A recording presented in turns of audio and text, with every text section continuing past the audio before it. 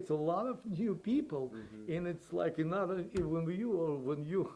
when you're getting even one new player, it's already kind of new team, but it's kind of old new team.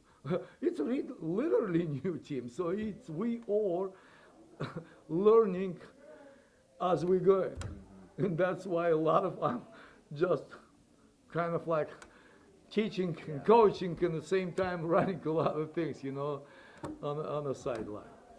So going forward, it was a hectic game to start off the season. 4 sets deep into the games, into the 20s, in pretty much all 4 of them. Do you think that's a good way for the team to start off the season, like you said, with so many new faces? I coaching a lot of years. I don't think so. I ever knew such a good thing starts when you're losing. It's already not good. But again, it's for us every game. If we're gonna take every game, every set, every point as a learning experience, as we're learning from it, that's what we needed. Just to go and start, hitting our head in a wall, just because we lost and pulling our hairs. Soon we're not going to be without hair, without head, and we're not going to learn anything new.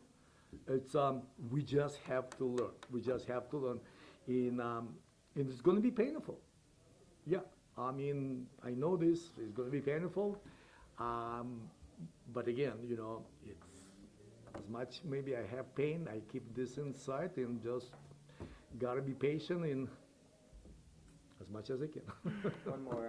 One thing I noticed through a lot of the sets was the team got off to a strong start, especially in those last two, and then towards the end, UConn just kind of broke through the wall and got into the back and forth way in the games. What do you think was the biggest reason for? It's a lack of experience, just a lack of experience in terms to know when you have to step up. When you feel it like they step up, you have to step right away in this kind of fight, what I mean?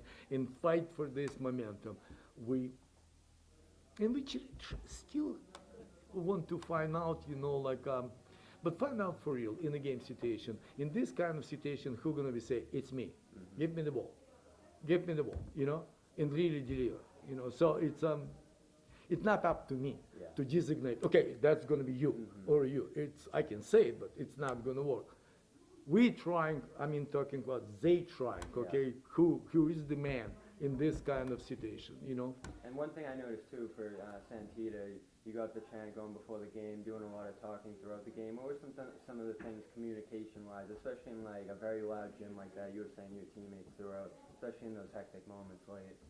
I was just calling out my hitters and calling out the hitters like where they're stacked, if they're all stacked to one side, just so people can be aware of like, hey, who's going to be coming here? This hitter likes to hit this. Let's be ready for this, and just like making my team aware. That was about it. Did you notice any difficulties in communication throughout, and was that at least part of the reason for the loss today?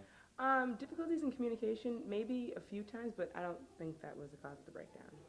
And for Amber, up front, a lot of big plays throughout the game that kept you in it as UConn was starting to break ahead.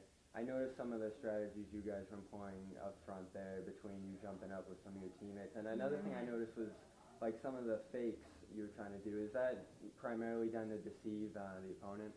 I'm going in ready to hit every time. Yeah. So it's not really to deceive. I just want to make the play. Just the aggression. Yeah. And what do you think is the biggest thing the team's going to have to do as a whole going towards Sunday to adjust? Because like Coach said, it's such a young team. There's so much to learn early in the season. I think just listening and just keeping our heads in the game, not getting out of it. Staying focused on our goal.